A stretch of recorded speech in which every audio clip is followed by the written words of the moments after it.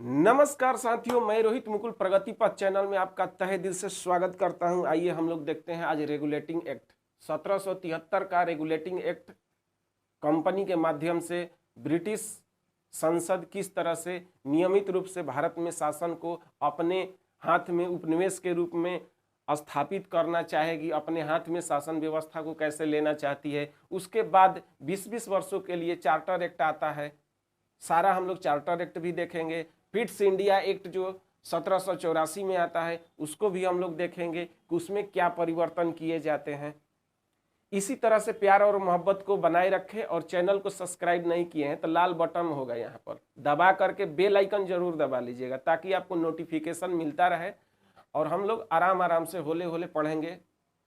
Sunday को बहुत मुझे काम है, तनिको नहीं आराम है, धीरे से आना बाबा धीरे से आना, क्योंकि करता हूं तुमसे प्यार, खाली मंडे को करना नहीं इंतजार, कहियो संडे को करता हूं तुमसे प्यार, ओ खाली मंडे को करना नहीं इंतजार, कभी संडे को बहुत मुझे काम है, तनिको नहीं आराम है, संडे को बहुत मुझे काम है, तनिको नहीं आराम है, धीरे से आना बाबा धीरे से आना, क्योंकि करता हूं तुमसे प्यार,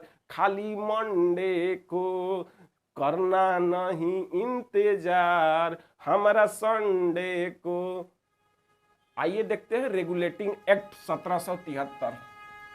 ये म्यूजिक है, म्यूजिक, क्योंकि आपके सर जो है ना मेन मार्केट में जो है स्टूडियो खोल रखे हैं, इसीलिए बीच बीच में म्यूजिक का भी आनंद लेते रहिए। रेगुलेटिंग एक्ट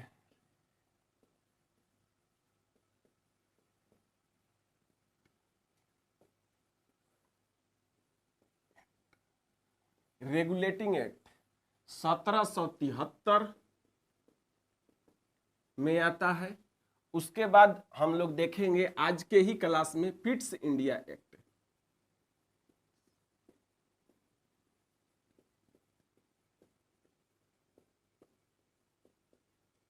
ये कब आया था? तो 1784 में आया था पिट्स इंडिया एक्ट।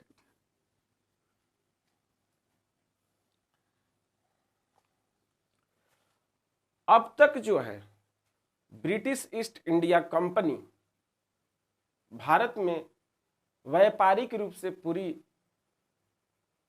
क्षेत्रों पर अधिकार भी कर लिया है, यानी राजनीतिक हस्तक्षेप भी कर लिया है। तो इसका एक चरण गुजर चुका है। ईस्ट इंडिया कंपनी किस तरह से जो है, एक आपको ग्राफ में बना देता हूं जिससे आपको पता चल जाएगा कि पहला बार जब आई थी कंपनी तो वह व्यापार करने के लिए आई थी। क्या करने के लिए? व्यापार करने के लिए 1600 में आती है और तमाम जगहों पर कोठियां स्थापित करती है और धीरे धीरे उसको कई संधियां करना पड़ता है राजाओं के साथ। संधि कर करके अपना क्षेत्र क्या करने लगती है? बढ़ाने लगती है। तो यहाँ पर संधियां होने लगती है, युद्ध भी होने लगता है और जिसमें दीवानी भी मिल जाती है। क्या आप बंगाल, बिहार, उड़ीसा के दीवानी को भूल गए? नहीं ना, दीवानी भी प्राप्त कर लेती है। यानी कि भारतीय क्षेत्र में इनका अब जो ब्रिटिश ईस्ट इंडिया कंपनी है कुछ क्षेत्रों पर अधिकार भी कर लिया है, कुछ क्षेत्रों पर अधिकार भी कर लिया है।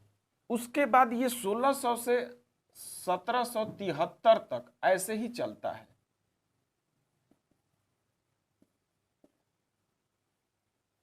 इस दौरान युद्ध के में देखिएगा तो कई युद्ध महत्वपूर्ण जो हुए हैं उसमें मैं बता देता हूं। कर्नाटक के क्षेत्र में भी कर्नाटक युद्ध देखे हुए हैं, लेकिन महत्वपूर्ण युद्ध जो है राजनीतिक रूप से हस्तक्षेप जब कंपनी करने लगती है तो उसमें पलासी का 1757 का युद्ध जो होता है, 1757। बक्सर का युद्ध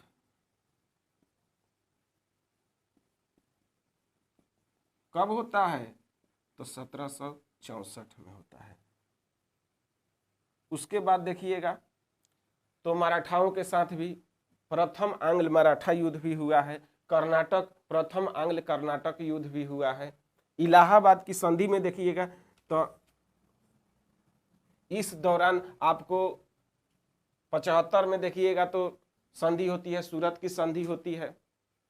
76 में पुरंदर की संधि होती है और उससे पहले भी कई संधियां हो चुकी है। मैसूर वाला युद्ध में कौन सी संधि हुई है? तो मैसूर वाला युद्ध में मद्रास की संधि, मद्रास की संधियां हो चुकी है। उसके अलावा महत्वपूर्ण संधियां में देखिएगा तो इलाहाबाद की संधि हो चुकी है, बाद की संधि हो चुकी है। कब होती है मेरे भाइयों? तो 1765 में, जिसके तहत क्या प्राप्त हो जाता है? तब बंगाल, बिहार, उड़ीसा का दीवानी प्राप्त हो जाती है। अब इतना बड़ा कंपनी जो है व्यापारिक माध्यम से आती है भारत में, व्यापार भी करती है और दीवानी भी प्राप्त करने लगती है, तो ब्रिटेन के संसद में जो बैठे हुए हैं लोग, वो क्या अस्थिर रहेंगे? नहीं। उनका भी नजर कहाँ है? भारत के अपने क्षेत्र जो कंपनी विस्तारवादी नीति अपना रही है उस पर ध्यान रहेगा। और यही नहीं, कई गवर्नर भी आते हैं तो देखिएगा राज्य हड़प नीति डलहौजी के तहत लाया जाता है। राज्य हड़प नीति यहाँ लिख दूं, यहाँ लिख देते हैं, राज्य हड़प नीति, राज्य हड़प नीति, सहायक संधि, सहायक संधि। उसके बाद देखिएगा रैयतवाड़ी व्यवस्था, रैयतवाड़ी व्यवस्था आता है। अस्थाई बंदोबस्त आता है, अस्थाई बंदोबस्त, महालवाड़ी बंदोबस्त। ईसाई मिशनरी को भारत में बढ़ावा देता है ये लोग, अंग्रेजी शिक्षा को प्रभावित करता है, तो धार्मिक हस्तक्षेप तो हो ही ना गया।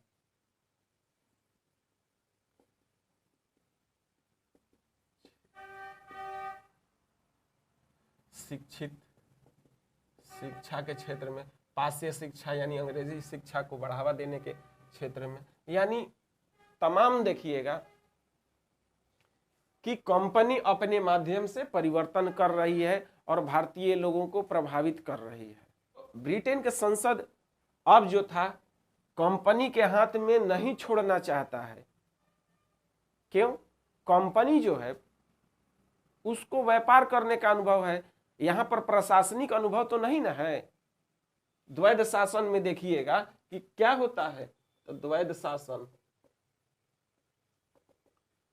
काफी बुरी शासन, भ्रष्ट शासन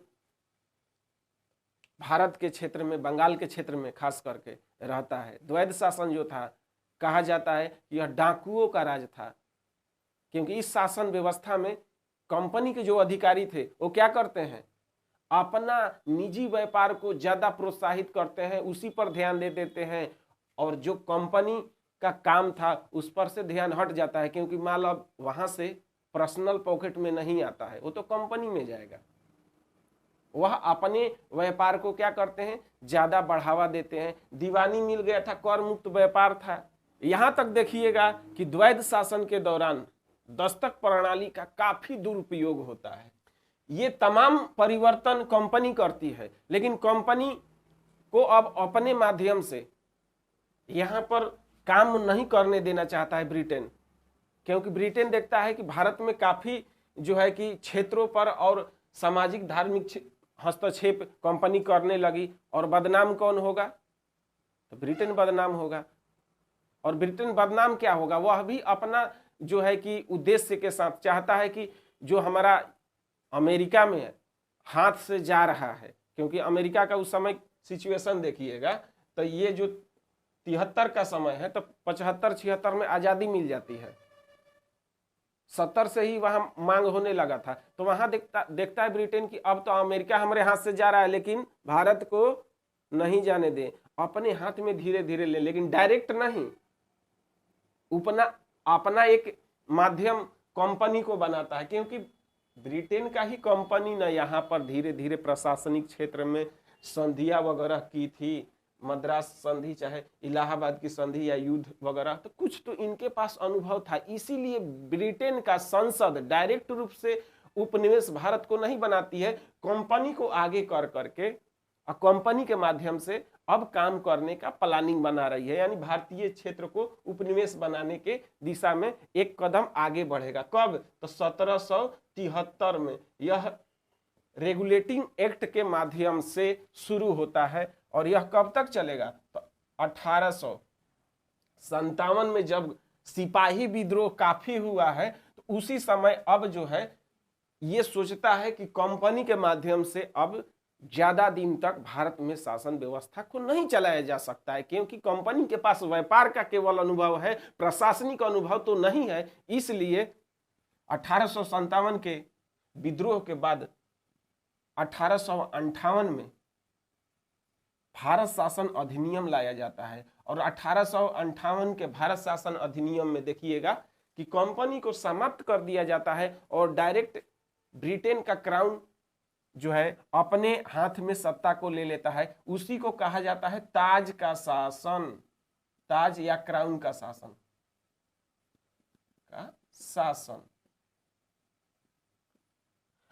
और उसमें दो बड़े परिवर्तन महारानी विक्टोरिया के द्वारा किया जाता है। उस समय कौन थी? ब्रिटेन के महारानी विक्टोरिया। महारानी विक्टोरिया के द्वारा ये 1858 का भारत शासन अधिनियम पारित किया जाता है, जिसमें आप क्या देखे हैं? तो इसमें उस समय जो कैनिंग गवर्नर रहते हैं, लॉर्ड कैनिंग, गवर्नर कौन रहते हैं उस समय? गवर्नर जनरल कौन रहते हैं उस समय? भारत का गवर्नर जनरल कहा जाएगा तो लॉर्ड कैनिंग रहते हैं। तो लॉर्ड कैनिंग को भारत का गवर्नर जनरल रहते हैं, उनको भारत का वायसराय बना दिया जाता है। और एक 1858 में देखिएगा उस अधिनियम में, और एक भारत का सचिव पद का सृजन किया जाएगा,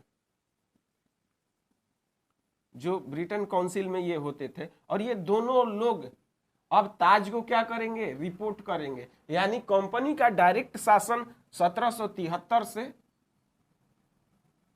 1858 में नहीं होगा, 1773 से 1858 तक ब्रिटेन अप्रत्यक्ष रूप से कंपनी को आगे करके भारत में शासन करती है। लेकिन 1858 के भारत शासन अधिनियम के बाद डायरेक्ट रूप से शासन करेगी। तो इसको जो है, इसको ताज का शासन नहीं करेंगे। ताज का शासन का एंट्री यहां होता है, वो चीज हम लिखे थे।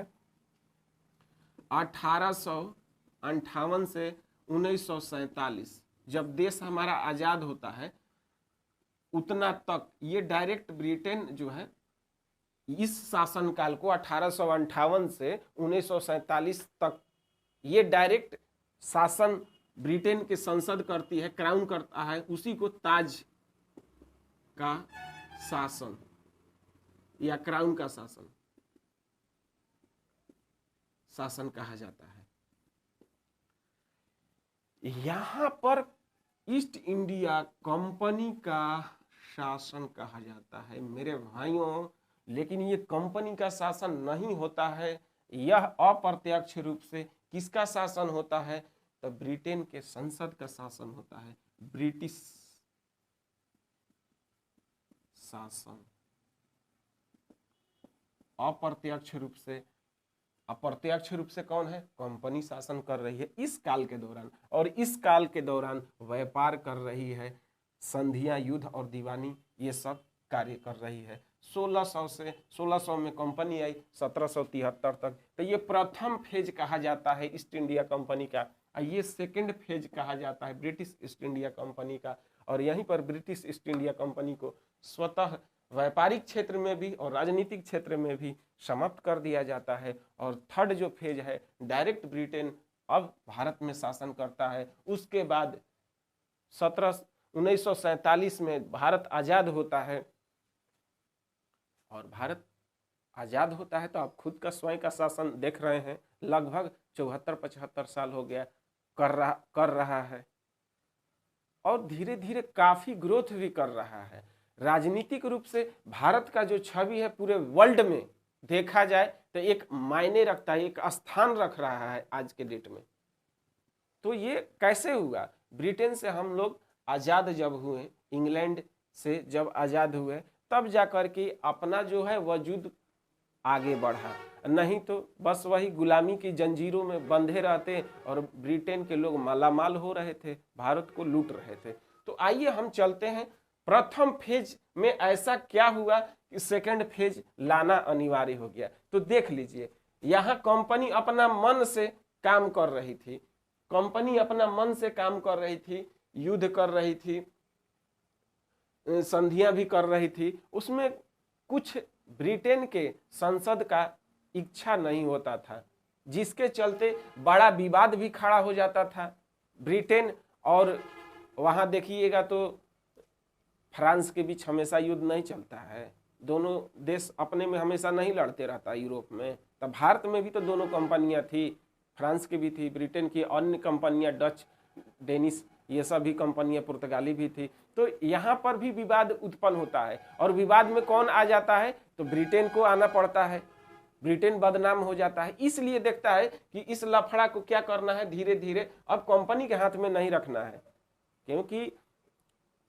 एलिजाबेथ प्रथम के आज्ञा पत्र से ही व्यापारिक कंपनी जो ब्रिटिश ईस्ट इंडिया कंपनी आई है उसकी स्थापना हुआ है। ब्रिटेन के कई लोग, यहाँ तक कि संसद के भी कई लोग उसमें शेयर धारक के रूप में रहते हैं। और ये कंपनी चलती कैसे है, तो बोर्ड ऑफ डायरेक्टर्स के माध्यम से, बोर्ड ऑफ डायरेक्टर्स के माध्यम से चलती है, जिसमें शेयर धारक जो होते थे उनको प्रोप्राइटर्स कहा जाता था, और वही प्रोप्राइटर्स चुनाव करते थे बोर्ड ऑफ डायरेक्टर्स का, जिसमें 24 सदस्य होते थे। इसे कोर्ट ऑफ डायरेक्टर्स भी कहा जाता था, कोर्ट ऑफ डायरेक्टर्स भी कहा जाता था बोर्ड ऑफ डायरेक्टर्स को। यही व्यापारिक काम को, कंपनी के जो भी लेखा जोखा है उसको कंट्रोल करती थी बोर्ड ऑफ डायरेक्टर्स। और उसी को क्या किया गया, ये प्रत्येक साल पर इसमें चुनाव होता था। प्रोप्राइटर्स एक साल के लिए जो है चुनाव करते थे, और प्रत्येक साल चुनाव भी होता था, एक साल का कार्यकाल होता था। ये 24 सदस्य का 1 वर्ष का ही कार्यकाल होता था।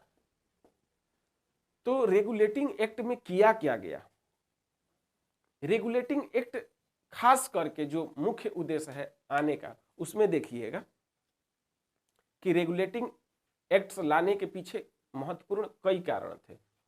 यहां ब्रिटेन देख रहा है कि हमारा हाथ में शासन व्यवस्था अब भारत को लेना चाहिए, कंपनी के हाथ में नहीं छोड़ना चाहिए। ये माइंड में ब्रिटेन के संसद को आ गया था, लेकिन वह मौका का तलाश कर रही थी।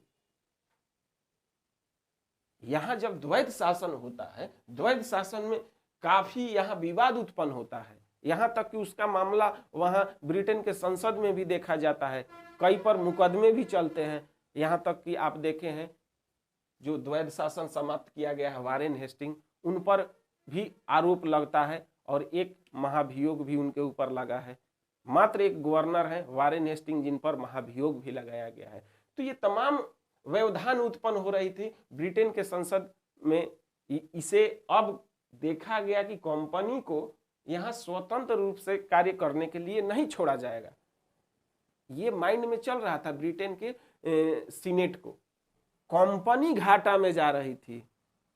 अब कहिएगा कंपनी सर इतना लाभे लाभ, खाली पैसे तसील रही तो घाटा में कैसे जा रही थी? सबसे बड़ा कंपनी घाटा में जाने लगी थी इस दौरान। घाटे में जा रही थी। ये कैसे हो सकता है कि जहां पर दीवानी भी तहसील रही है, बहुत सारे राजाओं के साथ संधियां भी कर ली है, बहुत सारे क्षेत्रों पर कर मुक्त व्यापार भी हो रहा है, कई हस्तक्षेप भी कर रही है, दस्तक प्रणाली का दुरुपयोग भी कर रही है, द्वैध शासन भी यहाँ पर लगा हुआ है, तो कंपनी घाटा में क्यों? कंपनी का काम तो बढ़ना चाहिए। सब कुछ हमारे बढ़ुए तो जेने चाहेंगे उन्हें हमारा काम बढ़ेगा नहीं, उसमें किसी का हस्तक्षेप नहीं है, तो हमारा तो काम और बढ़ना चाहिए। लेकिन यहाँ घाटा कैसे होने लगा? तो देखा जाए कि कंपनी का घाटा होने के पीछे कई कारण थे। ये पहला कारण था युद्ध। ये युद्ध इतना करता था, तो युद्ध में तो नुकसान दोनों का होता है, तो बहुत सारा नुकसान होता था, आर्थिक रूप से भी क्षति होता था, कंपनी को भी और राजा को भी, दोनों साइड को नुकसान होता है। युद्ध के अलावा पेंशन पर रखा गया था, तो जो भारत में पेंशन पर थे, या दिल्ली के बादशाह हो या बंगाल के बादशाह हो, नवाब, सबको पेंशन पर रखा जाता है, तो पेंशन देना रहता है। तो पेंशन कहाँ से दिया जाएगा? कंपनी को ही देना पड़ता था। कंपनी के पास पैसा रहेगा तब तो देंगे। कंपनी का काम पर ध्यान कम है और लूटपाट भ्रष्टाचार पर ध्यान ज्यादा है। कंपनी के अधिकारी अपना बगली ज्यादा भरना चाह रहे हैं, तो कंपनी में पैसा कहाँ से जाएगा? कंपनी में पैसा नहीं जाएगा तो पेंशन कहाँ से दिया जाएगा? भारत में जो राजाओं को पेंशन पर रखा गया था, तो कंपनी ही पेंशन देती थी। इसके अलावा कंपनी अपना चाय अन्य उपनिवेश में नहीं बेच सकता था, केवल ब्रिटेन में ही बेच सकता था। इसीलिए वहां के ब्रिटेन के व्यापारी कंपनी से चाय लेकर के और उसको अधिक टैक्स लगा करके अदर देशों में बेचा करते थे। खास करके अमेरिका में देखिएगा तो बेचा करते थे चाय को। जहां पर ब्रिटेन वालों का क्या हो रहा है, विरोध हो रहा है, तो वहां उनके चाय का भी काफी विरोध किया जाता है। तो उसमें बोस्टन टी पार्टी एक घटना होता है, यानी कि नाव को समुद्र में पलट दिया जाता है। तो सब जो भी था व्यापारी वहीं पर क्या हो जाता है, डर जाता है, वहां पर व्यापार करने के लिए अब नहीं जाता है। गोदाम में अब कोई खरीदेगा ही नहीं, तो लेके कोई जाके क्या करेगा? हम आपका सामान खरीदबे नहीं करेंगे, तो आप लाके टटराते रहिए, ले ला पुदीना, ले ला पुदीना, क्या होगा? हमको नहीं लेना है पुदीना, तो हरियर पुदीना भी क्या हो जाएगा, मुरझा जाएगा। वही चीज अमेरिका करता है, चाय का बहिष्कार कर देता है, चाय नहीं लेता है, तो ब्रिटेन के गोदामों में चाय सड़ने लगता है, रखे रखे स्टॉल जो है पूरी तरह से। वहां के सीनेट पर जो है दबाव आता है ब्रिटेन के, वहां के जो व्यापारी थे वो कहते हैं कि अन्य देशों में भी क्या किया जाए, इसका रास्ता खोला जाए, ताकि हम लोग का चाय जो बर्बाद हो रहा है अन्य देशों में भी हम लोग बेच सकते हैं। डायरेक्ट व्यापार नहीं किया जाता है, यहाँ भारत से जाता है, वहां टैक्स बढ़ा करके ब्रिटेन में, उसके बाद अन्य देश में जाता है, जिसके चलते रखे रखे गोदाम में सब नष्ट हो जाता है। तो कंपनी घाटे में जाने लगी, जिसके चलते कंपनी को चलाने के लिए यहाँ बोर्ड ऑफ डायरेक्टर्स थे, वो क्या करते हैं, ब्रिटेन सरकार से लोन का मांग करते हैं, मदद करते हैं। तो इसी का तो इंतजार कर रहा था। ब्रिटेन संसद बोलता है कि मैं लोन दूंगा, लेकिन कुछ शर्तों के अनुसार दूंगा। वह शर्त क्या रहेगा? हाँ, यानी कि अब कंपनी के माध्यम से शासन व्यवस्था को अपने हाथ में लेना चाहेगा, यही शर्त रहता है। तो जिसको हम लोग रेगुलेटिंग एक्ट के तहत देखते हैं, एक रेगुलेटिंग एक्ट 1773 में बनाता है, और उसी के माध्यम से उसको बहुत सारा मदद भी करता है, पैसा से मदद करता है कंपनी को चलाने के लिए भी, और शासन प्रशासन को कैसे करता है। तो आइए हम लोग रेगुलेटिंग एक्ट को देखते हैं। कि पिया मोरा जाहू जन कलकतिया राजा मोरा चाहू जन कलकतिया सवतिया बसेले। दिल्ली गुजरात जइह बॉम्बे चाहे झाझा, जाए के बात कहीं चले जइह राजा। ए राजा मोरा जाहूं जन कलकतिया, वहाँ सवतिया बसेले। ए पिया मोरा जाहूं जन कलकतिया, वहाँ सवतिया बसेले। तो रेगुलेटिंग एक्ट आता है एक शर्त के अनुसार। ब्रिटेन के जो संसद है वह कहता है कि पैसा देव लेकिन हमार बात मनब तब, यानी कुछ शर्त के हिसाब से देता है, उसी को रेगुलेटिंग एक्ट कहा जाता है। उस शर्त क्या क्या रहता है आइए हम लोग देखते हैं। और खास करके आपको कंपनी को नियमित रूप से चलाने के लिए भारत के क्षेत्रों में, बंगाल के क्षेत्रों में, भारत के क्षेत्रों में नियमित रूप से यानी कि रेगुलर करने के लिए जो अधिनियम आता है, एक्ट आता है, उसी को रेगुलेटिंग एक्ट कहा जाता है। सबसे पहला काम किया गया रेगुलेटिंग एक्ट में कि मद्रास और बंबई के जो प्रेसिडेंसी थी बहुत छोटी थी, बंगाल के प्रेसिडेंसी के तुलना में देखिएगा तो छोटी थी। वहां का हेड कौन थे? तो गवर्नर थे। बंबई के गवर्नर और मद्रास के गवर्नर को अधीन कर दिया गया बंगाल के गवर्नर के। बंगाल के गवर्नर को यहाँ प्राथमिकता दिया गया, यानी वरीयता दिया गया। इसीलिए बंगाल के गवर्नर के नाम में एक नया शब्द जुड़ जाता है, गवर्नर जनरल हो जाते हैं। गवर्नर जनरल हो जाते हैं, यानी उस समय जो थे वारेन हेस्टिंग बंगाल के गवर्नर थे, तो उनको गवर्नर जनरल बना दिया जाता है। बंगाल का गवर्नर क्या हो जाते हैं? गवर्नर जनरल हो जाते हैं। बंगाल का गवर्नर जनरल हो जाते हैं। तो खाली नाम में चेंज थोड़ा होगा, काम भी चेंज होगा। काम में चेंजिंग क्या होता है? तो जो आपका दो प्रेसिडेंसियां थी उसका भी हेड हो जाता है, यानी बंबई प्रेसिडेंसी के गवर्नर जो होते हैं अब बंगाल के गवर्नर से अनुमति लेकर के काम करेंगे। मद्रास प्रेसिडेंसी के जो गवर्नर होते थे वह अब किससे अनुमति लेकर के कोई काम करेंगे? तो बंगाल के गवर्नर के अनुमति से काम। इसीलिए बंगाल के गवर्नर को गवर्नर जनरल बना दिया गया। जनरल शब्द जोड़ दिया जाता है इसी कारण, क्योंकि ये दोनों प्रेसिडेंसिया के गवर्नर के भी हेड हो जाते हैं। कौन? बंगाल के गवर्नर जनरल। पहला काम किया गया। दूसरा इसमें चेंजिंग किया गया कि अब काम बढ़ गया है गवर्नर का, गवर्नर जनरल हो गए हैं, तब बंबई और मद्रास दोनों प्रेसिडेंसिया का काम देखना है। काम बढ़ गया है, इसीलिए कार्य बढ़ने के कारण एक परिषद का गठन होगा जिसका नाम है कार्यकारिणी परिषद, जिसमें 4 सदस्य होते हैं। कार्यकारिणी परिषद का गठन होता है जिसमें कितने सदस्य होते हैं? 4 सदस्य। और इसी सदस्य के निर्णय से गवर्नर जनरल अब क्या करेंगे? अपने कार्य को नियमित रूप से करेंगे।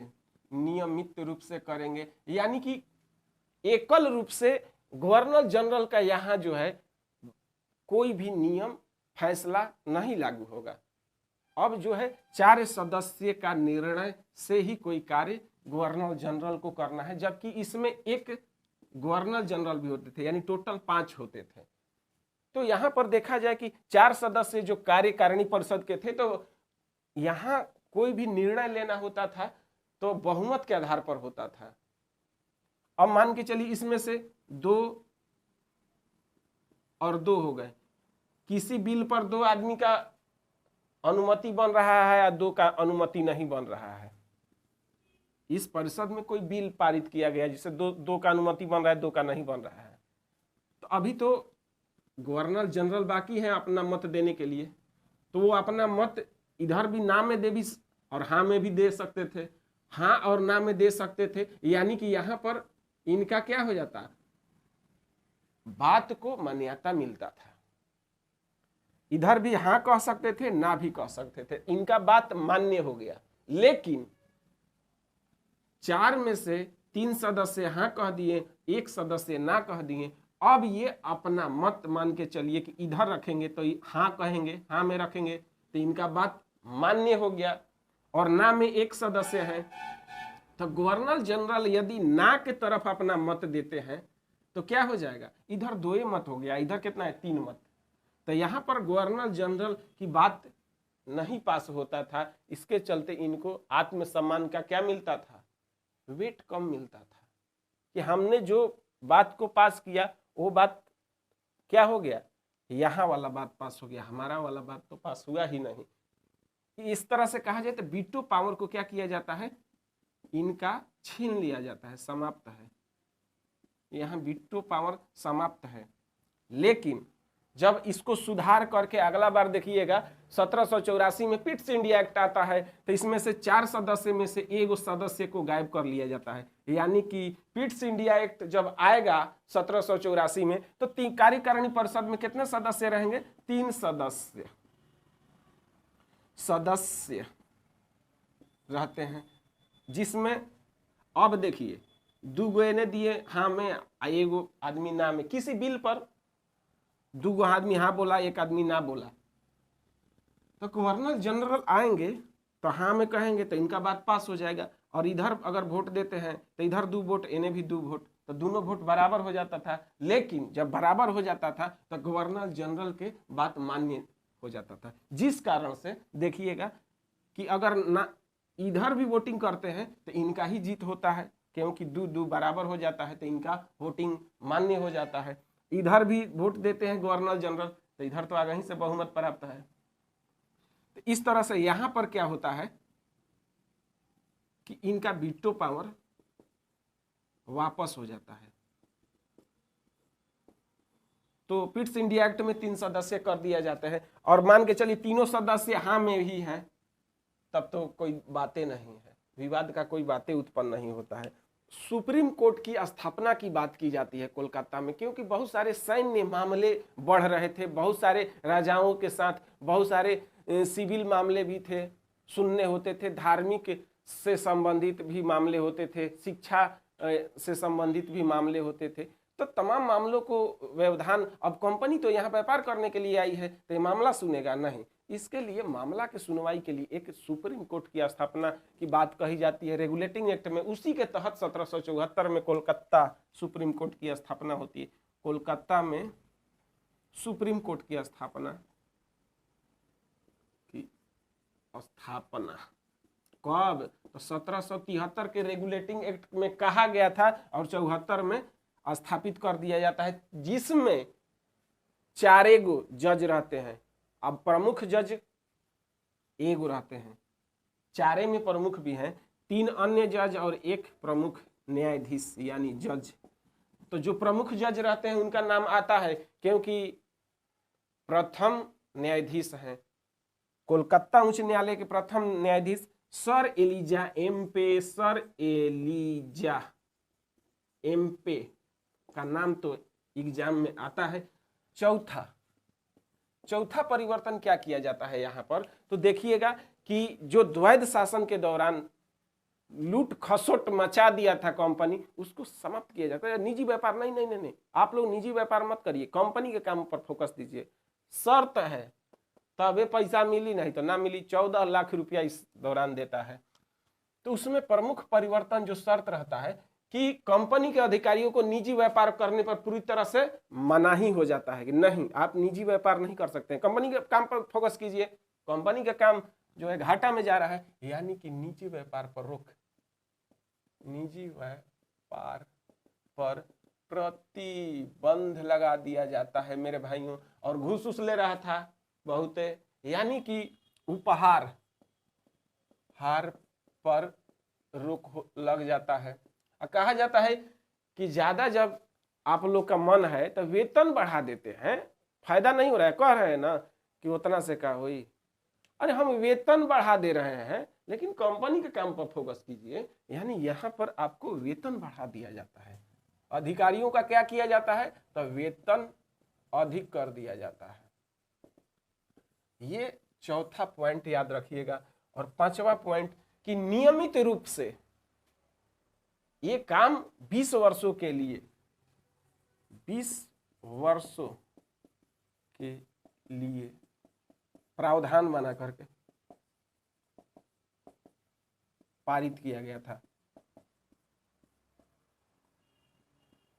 कि इसी नियम के अनुसार से 20 साल तक जो है कार्य भारत के क्षेत्र में होंगे। क्या क्या? तो पहल का, बंगाल के गवर्नर को जनरल बना दिया गया और कहा गया कि बंबई और मद्रास के जो गवर्नर जनरल है आपके अधीन काम करेंगे। दूसर का, कार्यकारिणी परिषद का गठन 4 सदस्य रहते हैं, इनकी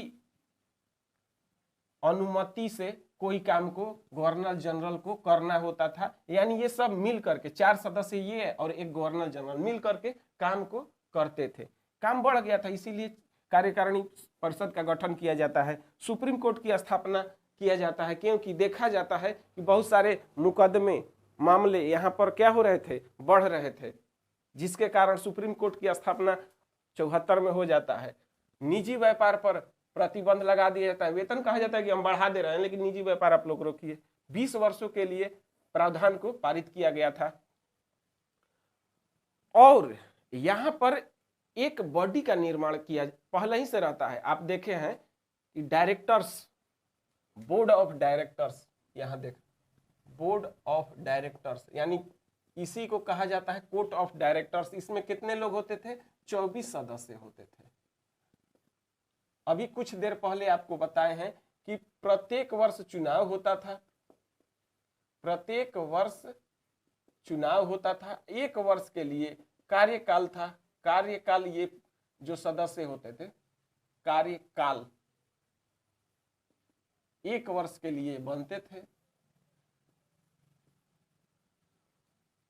इस कार्यकाल को 4 वर्ष के लिए कर दिया गया। रेगुलेटिंग एक्ट में 1 वर्ष के जगह पर क्या कर दिया गया, इनके कार्यकाल को 4 वर्ष कर दिया गया। और कहा गया कि सब कोई वोट ना दी, तनी उसमें पैसा देले हैं, शेयर हैं, तो आप वोट दीजिएगा नहीं।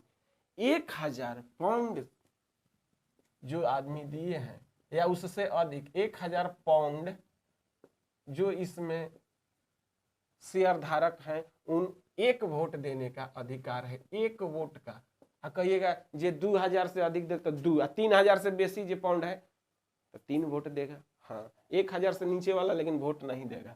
और उसमें खास करके प्रत्येक वर्ष चुनाव भी होंगे, लेकिन 1/4 सदस्यों के लिए होता था। 1/4 सदस्य रिटायर होते थे और 1/4 सदस्य रिटायर होते थे तो नियुक्ति भी किया जाता था 1/4। यानी कि 24 का 1/4 देखिएगा तो 6 सदस्य प्रत्येक वर्ष रिटायर होते थे और नए शामिल होते थे। उसमें चुनाव कौन करता था? तो प्रोप्राइटर्स, यानी जो इसमें शेयरधारक थे वही चुनते थे।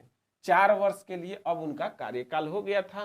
प्रत्येक वर्ष चुनाव होता था, 6 सदस्य की सेवानिवृत्ति और 6 सदस्य उसमें योगदान देते थे।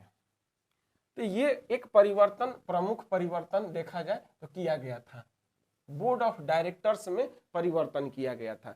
20 वर्षों तक यही रेगुलेटिंग एक्ट के तहत कहा गया कि आप भारत में अपना कार्य को करिए, नियमित रूप से कंपनी के काम को फोकस करिए, कंपनी के काम को बढ़ावा दीजिए, वहां से जो घाटा जा रहा है अब घाटा ना हो, उस पर फोकस किया गया है। इसमें भारतीय लोगों के लिए कुछ प्रावधान नहीं है कि ये चीज आ गया वो चीज आ गया, नहीं। यहाँ कंपनी को नियमित रूप से कंपनी को स्थापित किया जाता है, मजबूत किया जाता है, उसी के लिए रेगुलेटिंग एक्ट आता है। लेकिन देखिएगा तो 20 वर्ष पूरा होने से पहले ही जो है, अब जब 73 में आया है, 1773 में, तो अगला चार्टर एक्ट कब आना चाहिए?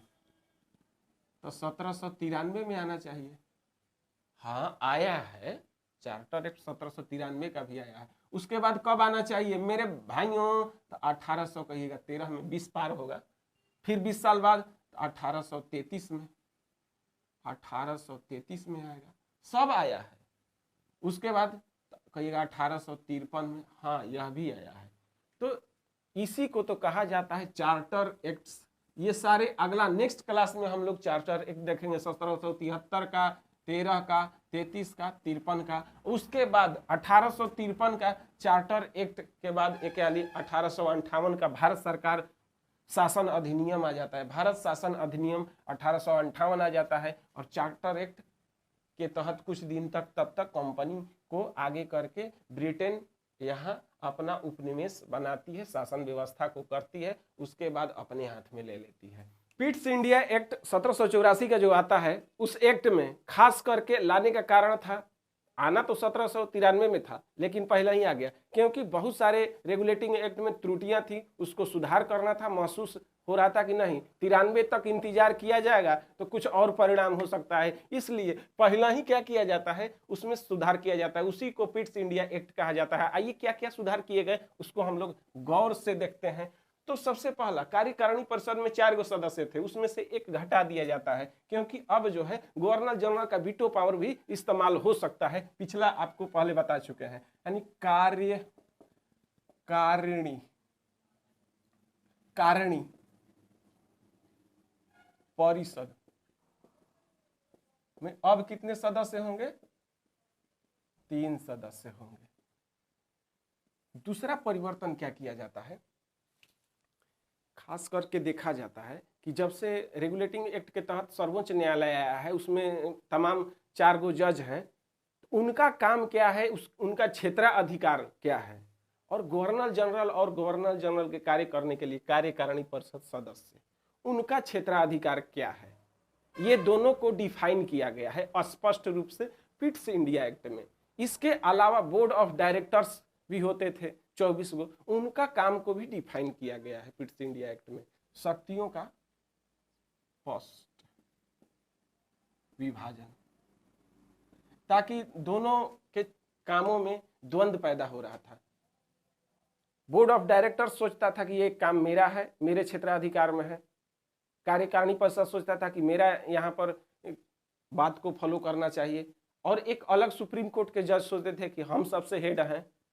तो इनमें क्या होने लगा, द्वंद्व पैदा होने लगा, जिसके कारण पिट्स इंडिया एक्ट को लाना पड़ा। उसमें काम बांट दिया गया।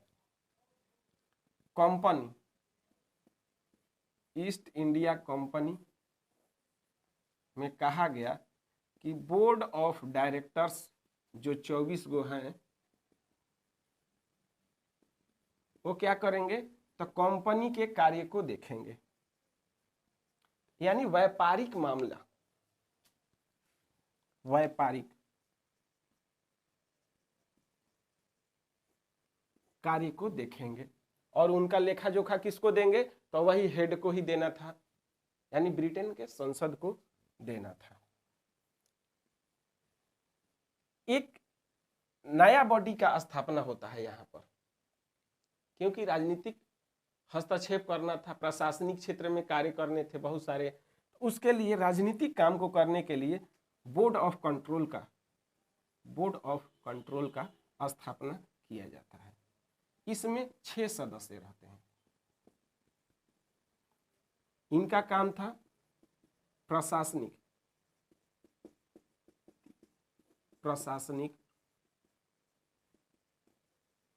काम को देखना। बोर्ड ऑफ कंट्रोल को कंट्रोल करना काम था प्रशासन व्यवस्था को, इसीलिए इसे नियंत्रक बोर्ड भी कहा जाता है। नियंत्रक बोर्ड भी कहा जाता है। यानी बोर्ड ऑफ कंट्रोल के जी में कौन सा काम था, तो प्रशासनिक काम था, और बोर्ड ऑफ डायरेक्टर्स के जी में व्यापारिक काम था। इसके अलावा यहां पर देखिएगा तो सुप्रीम कोर्ट के न्यायाधीश को भी क्या किया जाता है, अपना अधिकार क्षेत्र को सुनिश्चित किया जाता है कि जो मामले हैं कंपनी के से संबंधित या सेना से संबंधित कोई मामले हैं तो उसमें आप उसी तरह से डिसीजन लिए, लेकिन जो सिविल मामले हैं उसमें आप हिंदू धर्म के कानून से भी सुनवाई करिए, मुस्लिम का है तो मुस्लिम ला के से आप सुनवाई कर सकते हैं। तो इसमें थोड़ा सा बढ़ावा, कर्नवालिस के समय में देखिएगा तो कर्नवालिस कोड इसी के अंतर्गत आता है। तो यानी कि हाँ 85 से आपको 93 तक अब कर्नवालिस का समय आया है, तो वही समय आपका कार्यकाल है कि इसमें सुप्रीम कोर्ट को क्या कहा गया, कि धार्मिक,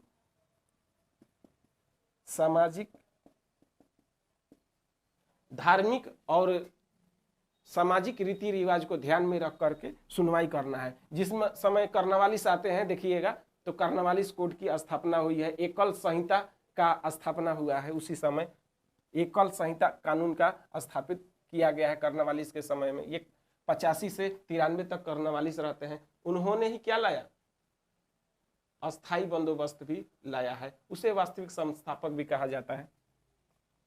इसके अलावा कार्यकारिणी परिषद में तो देखिए लिए 3 गो, अब यानी कि गवर्नर जनरल का क्या हो गया, वीटो पावर लागू हो गया। गवर्नर जनरल का क्या हो गया, वीटो पावर यहां लागू होगा, वीटो पावर लागू होगा। तो ये तमाम द्वंद्व उत्पन्न हो रहे थे, उन पर क्या किया गया है, ध्यान रखा गया है। और खास करके कहा गया कि अब जो भी संधियां होगी भारतीय क्षेत्र में या युद्ध होगा तो ब्रिटेन के संसद के अनुमति से करना है। यानी कि इसके बाद जो भी युद्ध या संधि हुई है, खास करके युद्ध देखिएगा तो इस समय आपको अंत हुआ है, सेकेंड वाला जो मैसूर युद्ध है ये अंत हुआ है 84 में।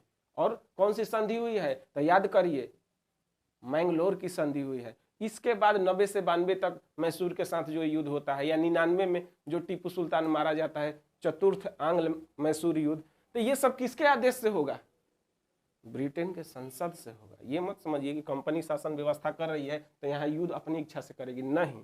अब युद्ध हो या संधि हो, किसके इच्छा से होगा, तो ब्रिटेन संसद के इच्छा से होगा, राय से होगा, अनुमति से होगा, ब्रिटेन संसद की अनुमति। ये आपका महत्वपूर्ण थर्ड निर्णय है। और फोर्थ निर्णय क्या लिया गया कि जो भी कंपनी अपने क्षेत्राधिकार को अपने अंतर्गत की हुई है उसे ब्रिटिश अधिपत्य क्षेत्र कहा जाएगा। पहली बार जो ब्रिटेन से ईस्ट इंडिया कंपनी आई थी उसका जो भी क्षेत्र था उस क्षेत्र को क्या कहा गया, अब भारतीय क्षेत्र नहीं, वह ब्रिटिश अधिपत्य क्षेत्र कहा गया। पिट्स इंडिया एक्ट के तहत ब्रिटिश अधिपत्य क्षेत्र अब कहलाएगा। 4 चीजें मुख्य रूप से पिट्स इंडिया एक्ट में क्लियर होता है। पहला क्या कि कार्यकारिणी परिषद में 3 सदस्य कर दिया गया, जिसके चलते गवर्नर जनरल का वीटो पावर क्या हो गया, लागू हो जाता है। दूसरा, शक्तियों का बंटवारा हो जाता है। अब कंपनी के काम करने के लिए यानी व्यापारिक काम बोर्ड ऑफ डायरेक्टर्स करेंगे, जो 24 सदस्य रहते हैं, जिसकी नियुक्ति कौन करता है, तो जो शेयर धारक रहते हैं प्रोपराइटर्स वो करते हैं। यहाँ बोर्ड ऑफ कंट्रोल राजनीतिक प्रशासनिक नियंत्रण करने के लिए स्थापित किया जाता है, जिसमें 6 सदस्य रहते हैं। नियंत्रण करने का काम है, इसीलिए इसे नियंत्रक बोर्ड भी कहा जाता है। और इसका चुनाव कौन करेंगे, तो यहाँ राजनीतिक काम करना है, ध्यान दीजिएगा। इसका चुनाव ब्रिटेन की संसद करती थी, इसका चुनाव। और इसका ये दोनों किसको रिपोर्ट करती थी, अपना, दोनों अपना रिपोर्ट, बोर्ड ऑफ कंट्रोल भी और बोर्ड ऑफ डायरेक्टर्स भी, दोनों अपना अपना रिपोर्ट ब्रिटेन संसद को देती थी। प्रति वर्ष ब्रिटेन संसद को रिपोर्ट पेश करती है, रिपोर्ट पेश करती है। और ये दोनों पर भारत में कंपनी के माध्यम से काम को किया जा रहा है। कंपनी के प्रमुख किसको बना दिया गया है, तो गवर्नर जनरल को बना दिया गया है। और दोनों को अलग अलग काम भी दे दिया गया है। इस तरह से regulating act, Pitt's India act आता है। और यहाँ भारतीयों लोगों के लिए इसमें कोई प्रावधान नहीं रहता है, कंपनी को मजबूत करने के लिए ये एक्ट आया था। इसके बाद देखिएगा 1793 का 1813 का, जिसमें एकल अधिकार क्षेत्र को समाप्त किया जाता है, केवल चाय और चीन पर रखा जाता है, उसको भी हम लोग 1813 के एक्ट में देखेंगे। उसके बाद 1833 का चार्टर एक्ट आएगा, जिसमें कहा जाता है कि अब केवल ये बंगाल के नहीं पूरे भारत के भी हो गए, क्योंकि सहायक संधि के तहत राज्य हड़प नीति आएगा, बाद में आएगा, डलहौजी के काल में आता है 48 से 56 के बीच। लेकिन सहायक संधि के तहत बहुत सारे क्षेत्र को क्या कर लिया गया था, अपने में मिला लिया गया था, जिसके तहत कहा जाता है कि अब केवल ये बंगाल के गवर्नर जनरल नहीं, पूरे भारत के गवर्नर जनरल हो गए हैं। तो 1833 में भारत का गवर्नर जनरल बन करके आएंगे और धीरे धीरे अब सत्ता अपने हाथ में ब्रिटेन करना चाह रही है। उसके बाद 53 का एक्ट आता है, 1853 का लगले, जब 57 में विद्रोह होता है, सिपाही विद्रोह, तो 1858 का विद्रोह में एक कंपनी को पूर्णतः भारत में क्या किया जाता है, व्यापारिक काम से भी छुट्टी, राजनीतिक काम से भी छुट्टी, और ब्रिटेन पूरी तरह से सत्ता भारत का अपने हाथ में ले लेती है, यानी क्राउन का शासन 1858 से 1947 तक, आज़ादी तक चल रहा। किसी तरह से आप बने रहिए। मेरा क्लास कैसा लग रहा है आप जरूर बताइएगा। आज को सेवा को देते हैं विराम। जय हिंद, जय भारत।